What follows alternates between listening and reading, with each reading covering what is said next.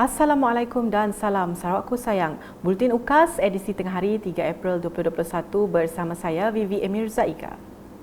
Tumpuan berita, bekalan vaksin COVID-19 mencukupi untuk semua rakyat di negara ini yang layak untuk menerima suntikan tersebut.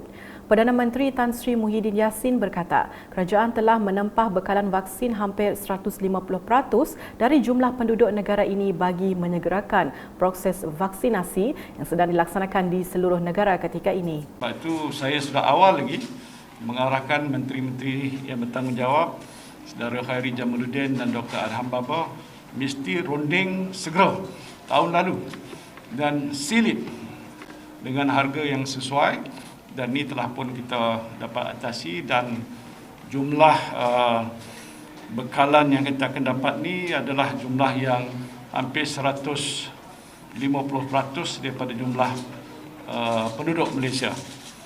So jadi ini satu keadaan yang saya kira akan dapat membantu kita menyegerakan proses vaksinasi di seluruh negara. Beliau berkata demikian dalam sidang media semasa mengadakan lawatan ke Hospital Umum Sarawak pada Jumaat.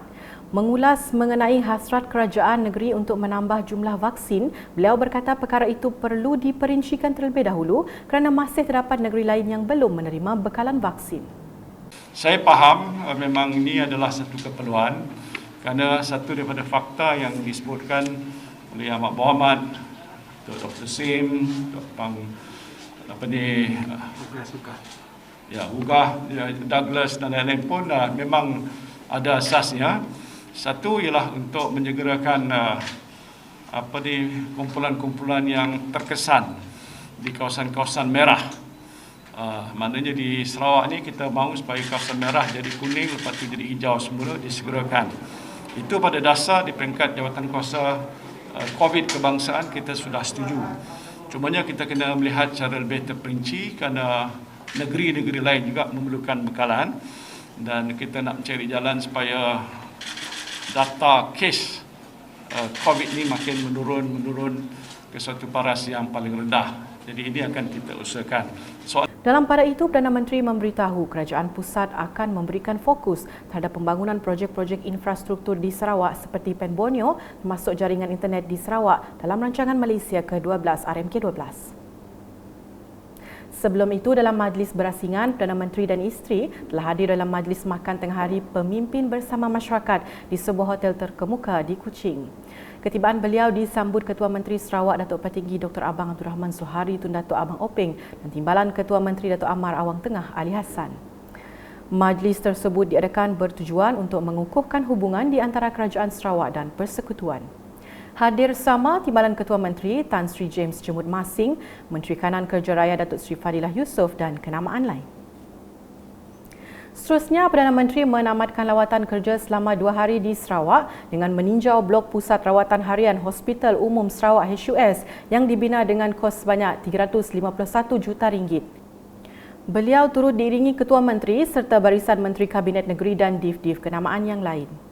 Pusat rawatan harian yang dijangka siap pada Jun 2021 menempatkan sebanyak 64 katil, 7 dewan bedah, 3 bilik endoskopi serta 1 bilik ECRP dan dijangka dapat merawat seramai 100 pesakit sehari. Laporan selanjutnya mengenai saranan Timbalan Ketua Menteri Sarawak Datuk Amar Awang Tengah Ali Hassan yang menggesa rakyat perlu mematuhi prosedur operasi standard SOP yang ditetapkan kerajaan supaya terhindar daripada jangkitan COVID-19. Jelas beliau, semua ini memerlukan kerjasama banyak pihak termasuk Barisan Hadapan yang komited untuk menjaga keselamatan kita. Berucap dalam majlis penyerahan Warung Desa at KPLB, program peningkatan pendapatan KPLB di Pasar Lawas, beliau yang juga adun Bukit Sari menambah, rakyat khususnya mereka yang berada di daerah lawas ini perlu mendaftar diri bagi mendapatkan vaksin COVID-19. Pada majlis itu telah diadakan penyerahan bantuan kepada beberapa penerima bantuan. Manakala di Miri, pembukaan sesi persekolahan bersemuka di daerah Miri akan bermula 5 April ini. Menteri bertanggungjawab bagi Jawatankuasa Pengurusan Bencana Bahagian JPBB Miri Datuk Lee Kim Shin berkata, keputusan itu diambil selepas mendengar taklimat secara terperinci daripada Pejabat Pendidikan Daerah PPD Miri dan laporan-laporan daripada Pejabat Kesihatan Bahagian Miri dan Hospital Miri.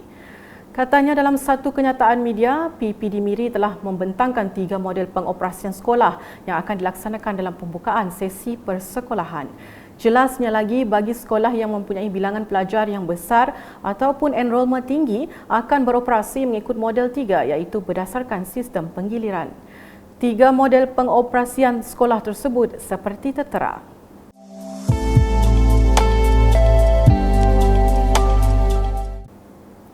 Beralih ke laporan harian COVID-19 dengan Jawatankuasa Pengurusan Bencana Negeri JPBN Sarawak dalam kenyataan media pada Jumaat memberitahu terdapat kes kematian baharu akibat jangkitan COVID-19 dilaporkan, masing-masing 1 kes di Bintulu dan Sibu. Kedua-dua kes merupakan warga tempatan mempunyai komorbid penyakit dan bergejala, menjadikan jumlah keseluruhan kematian di Sarawak setakat ini kepada 112 orang. Turut dimaklumkan sejumlah 217 kes positif baharu dikesan di 17 daerah seperti yang tertera, menjadikan jumlah keseluruhan meningkat kepada 16,845 kes. Daripada jumlah itu, daerah Lubuk Antu kini bertukar ke status kuning daripada status hijau. Daerah Sri Aman pula bertukar ke status jingga daripada status merah. Daerah Betong juga bertukar ke status kuning daripada merah. Manakala daerah Dalat, Belaga dan Lundu kembali ke status hijau daripada status kuning. Tambah kenyataan sama, Perintah Kawalan Pergerakan diperketatkan. PKPD akan dilaksanakan di Kampung Baji Sarike dan Sungai Rasau Batang Igan, Matu berkuat kuasa mulai 3 April 2021 hingga 16 April 2021.